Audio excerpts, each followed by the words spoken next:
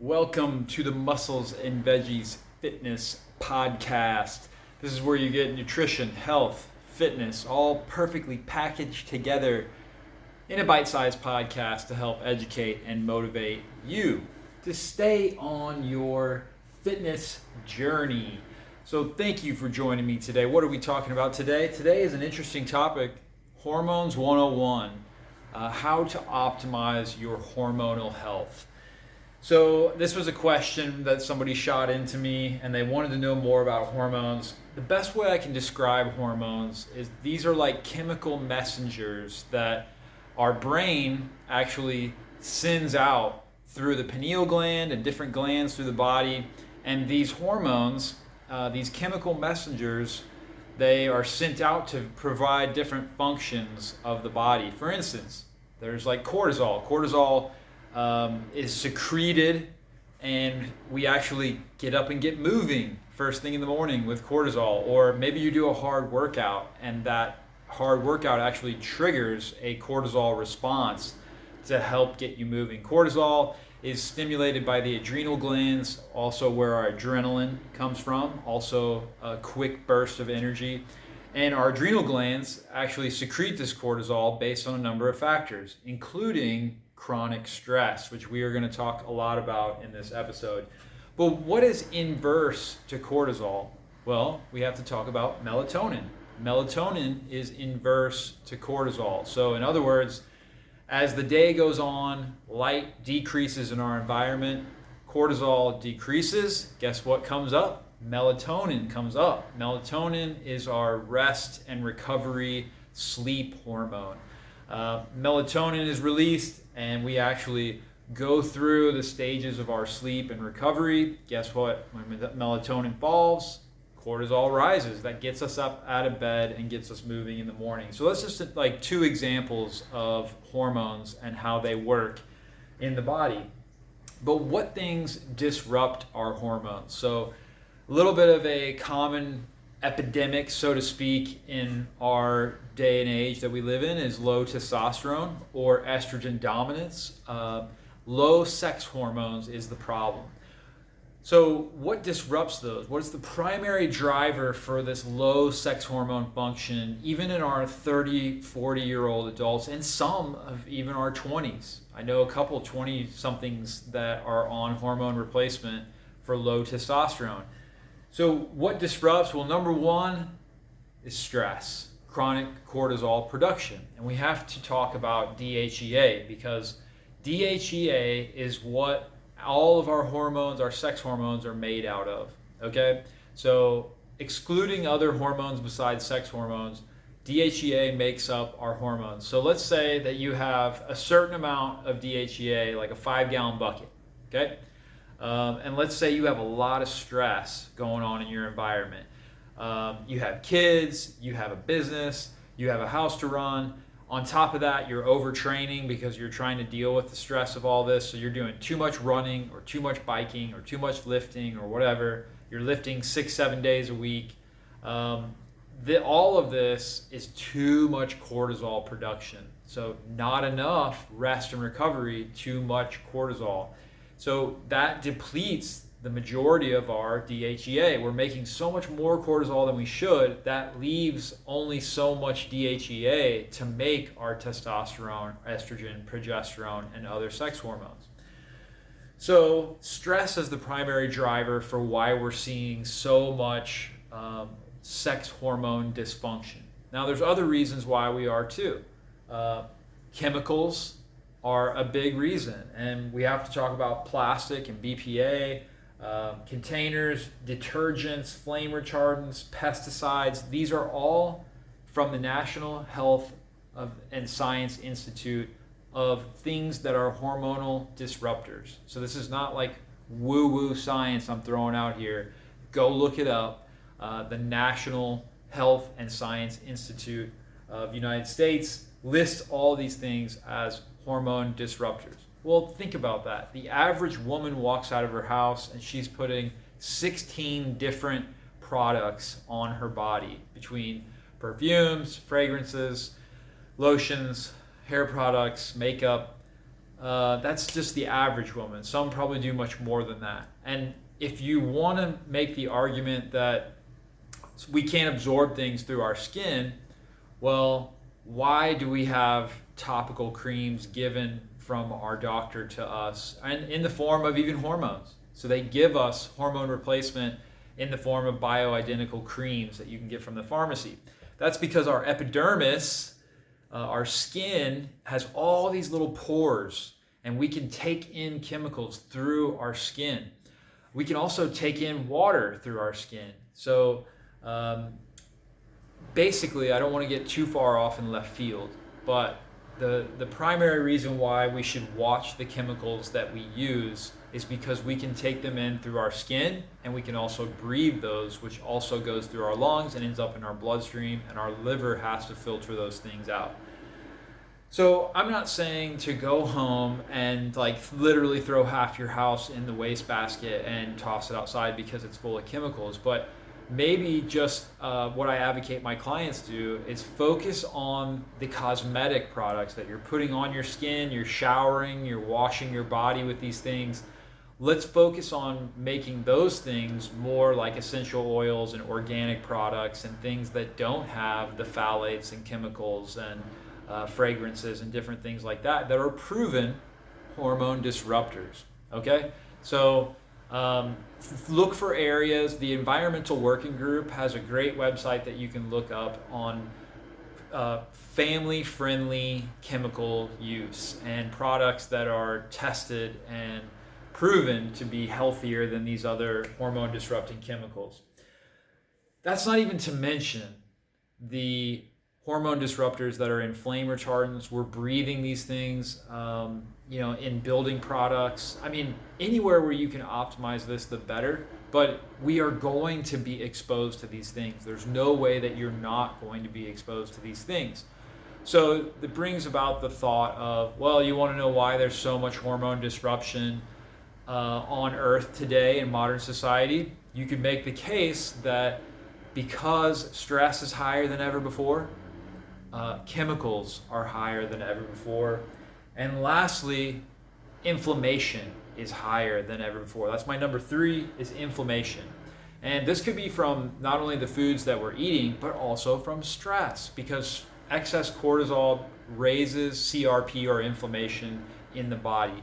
So you can test inflammation by looking at CRP on your lab test, or also homocysteine. Either one of those are great markers to look at when you get labs done to see how inflamed is your blood, how inflamed is your body. So this is where we talk a lot about on this podcast about nutrition. So if I can control the food and things that are going into my body, I can control a lot of the inflammation that I'm exposed to. For example, have you ever done a Whole30 diet where you've removed all grains and dairy and processed food and then added one at a time back in so that you can see what things affect you based on how you feel? I would challenge you, if you really want to get nerdy, to do a Whole30 diet and do labs before and labs after. Yeah, it may cost you a couple $100 if your doctor won't approve it, but you could at least get one lab done with your doctor and then pay for the second lab and just look at your inflammation, okay? That will tell you the story if you're not very self-aware, especially.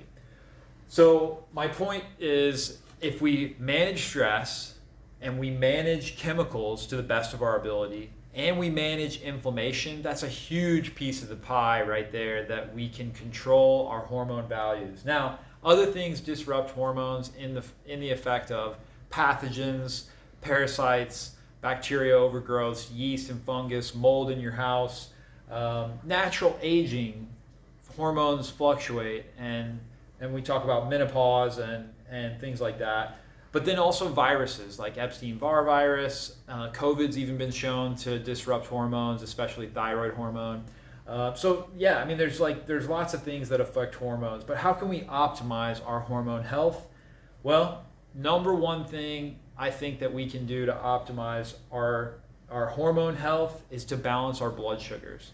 And you may think, well, why didn't we talk about blood sugars a second ago? Well, balancing your blood sugar, let's just say that it's going to improve your hormone health in the area of not sex hormones, but in hormones like insulin, in hormones like glucagon and insulin, leptin and ghrelin, things like that.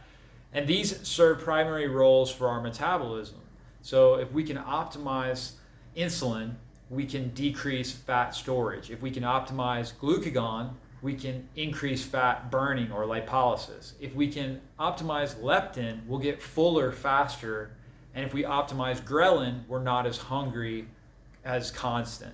Okay, so if we balance our blood sugar, we can balance a lot of our appetite and also the way that we use fat and burn fat. If you want to learn more about that, let me know in the comments. Shoot me a DM. I'll do a whole podcast just on insulin and glucagon and how you can manipulate these two things to really strip body fat off your body, or manipulate these things to really put mass on your body. So also, we can't talk about balancing hormones without talking about the stress factors. We have to reduce the amount of cortisol we're producing, and that also comes along with balancing our blood sugars and eating a more whole foods, non-processed food diet. Because balancing our blood sugar is going to help balance our cortisol. If your blood sugar is all over the place, like a diabetic, their cortisol levels are usually through the roof. So we have to balance blood sugar in the form of a whole food diet. Now, stress reduction, I'm probably going to do a whole podcast just on stress reduction. So if you're interested in that and the ways that I de-stress, please let me know in the comments, shoot me a DM, an email, whatever. So when it comes to reducing stress, we have to focus on things like breath work and mindfulness. And it's like, oh man, this guy's going to say this word mindfulness. No, what I'm talking about is like slowing down and paying attention to how you're breathing and how you're feeling and how your digestion is, like being self-aware. And they talk about like, living in the moment. And that sounds so cliche, but what I mean by that is like taking a second before you start your car, before you look at your phone or do anything, and just take a second. How do I feel right now? What's my breathing like? Where's my heart rate? How does my skin feel? Am I cold? Am I hot? Like taking a second to tune into your body is like being mindful for just that second. And we can get a lot of insights about our stress by doing that. If you notice shallow, short breaths, or you're holding your breath, huge sign that your stress is off the charts and that you need to optimize cortisol, okay? Like anxious, jittery, just anxiety in general is a sign to me that we need to lower cortisol production. So I'm not going to digress too far into that, but breathing is huge. So for all you guys that listen to this, that lift weights and work out in the gym and really get after it, one of the best things you can do after a workout is to do like 2 to 3 minutes of stretching and deep breathing. Why? Because we've activated our nervous system during the workout. I don't want to leave the gym, get in my car, and take all that stress that I just activated in the gym and take that into my day. That would be carrying cortisol through the day. Rather, I want to take 2 or 3 minutes, stretch the muscles I just worked, stretch my body, and breathe. What does that do? It takes us out of sympathetic dominant fight or flight and brings us into rest and digest and lowers our cortisol levels and actually primes our digestion for being hungry here an hour later, hour and a half later, when you're going to be really hungry because you just did a workout. And pay attention to this. Now that I've said this to you, you'll notice exactly what I'm talking about. You ever notice that like you're hungry when you go into a workout, but 30 minutes into the workout, 20 minutes into the workout, you're not hungry anymore? That's because rest and digest has now been shut off, and those hormones have been shut off. So ghrelin is not growling anymore that it wants food in your stomach. Now you're not even hungry, you're just doing the workout. Then you notice after the workout, about an hour and a half, 2 hours after the workout, man, you get ravenously hungry. That is the hormone ghrelin telling your body we are ready and primed for fuel, okay? One of the best ways you can do that is to turn off your nervous system after a workout is over by breathing and stretching. So I really want to emphasize that, and I'll go into a whole podcast on just that. Next, we want to reduce exposure. Well, we want to reduce inflammation. So we want to reduce exposure to inflammation. We just talked about that, how to do so. Look, a Whole30 diet is about the easiest, simplest way I can explain it. Meat, fish, fowl, fruit, veg, nuts, seeds. That's it, man. Meat, fish, fowl, fruit, veg, nuts, seeds. Eliminate your grains, eliminate your gluten, eliminate your dairy, eliminate processed foods. What do you have left? Meat, fish, fowl, fruit, veg, nuts, seeds. Okay?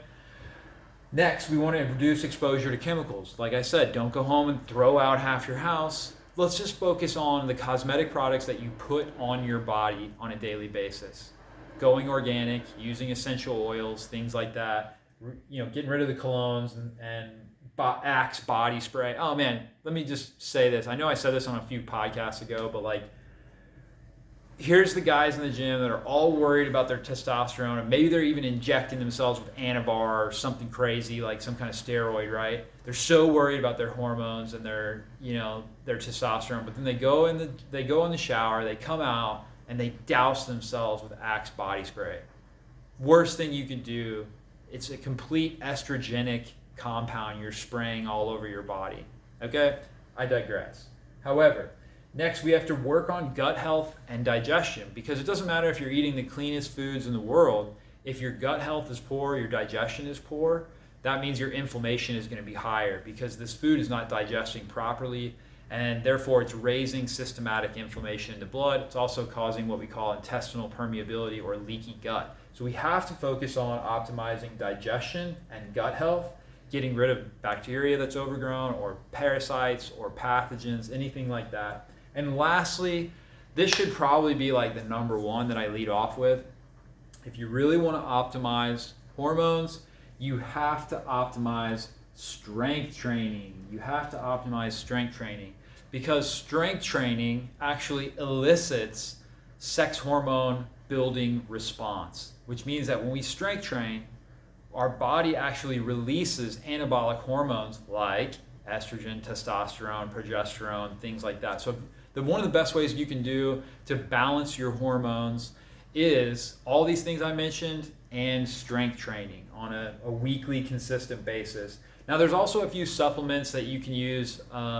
You notice everything I've given you today so far is all natural things that don't involve you to buy anything whatsoever. But there are some supplements that I found really helpful in certain situations. Women who are low progesterone and high estrogen, I'll use what's called wild yam cream. There's a company called Progest. I have no affiliation with them. They make a great wild yam progesterone cream.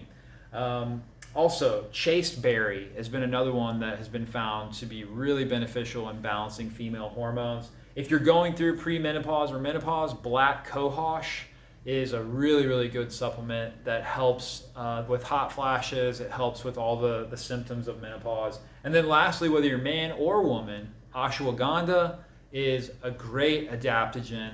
If you're too high in something, it brings you lower. If you're too high in cortisol, it brings your cortisol down.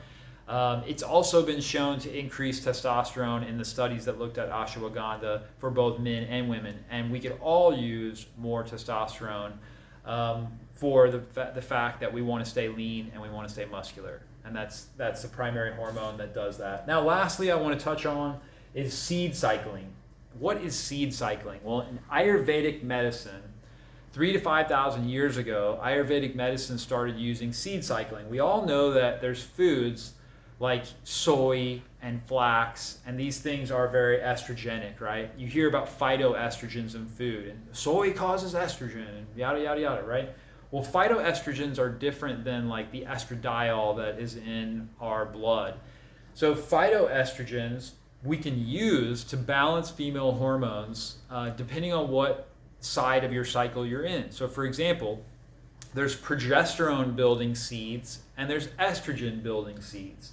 We want to use estrogen building seeds on day 1 through 14 of the cycle, and we want to use progesterone building seeds on day 15 through 28 of the cycle. So This is called seed cycling, and it helps balance female hormones really, really well. I'll include a link in the description about seed cycling and how this works, but I find it really easy for my female clients to literally just throw these seeds into their smoothie, hashtag smoothie, salad, roasted. If you've been listening to the podcast, you know what that is. If you haven't, go back and listen to some other shows. It will clue you in. Seed cycling, you can just add these into your smoothies that you're doing every morning anyway, and this will really, really decrease symptomatic stuff from bad periods. It'll also lower like irritability, make your moods better during your periods, and most of all, it decreases estrogen and puts it in its proper place for when you need it to ovulate, and increases progesterone to make sure and elicit that perfect uterine lining shedding of this day one of your cycle. And by doing all these things, we're creating a better environment to burn body fat for fuel, but also to feel a lot better. So any women out there that struggle with like irritability, headaches, breast tenderness, bloating and weight retention during your period, really heavy periods. I've had lots and lots of clients in my personal training business that did seed cycling, and including my wife, and all benefited from doing this. So if you like what you're hearing from the last 21 minutes and 15 seconds, please leave me a review. Take just a second. Let more people find this podcast by doing so. Also, if you want to use the same products that I use and supplements that I use, Thorne.com. Thorne.com is now partnered with the Mayo Clinic, folks. The Mayo Clinic. I mean, this is like huge. I saw that come across the website the other day. I use Thorne because they're triple certified to have what they say is in them. And obviously Mayo Clinic has found that to be true because they've partnered with Thorne for all their supplements. So if you would like to be on my client invite list for Thorne, all you have to do is shoot me an email, musclesandveggies@gmail. Shoot me an email, say I want to join the client list. I'll shoot you a link and you will get 25% off the store for life. Not once, no codes, for life. So again, thank you for tuning in with me today. I hope you got something out of this for your hormonal health. This is Zach with Muscles and Veggies signing off, wishing you a wonderful day.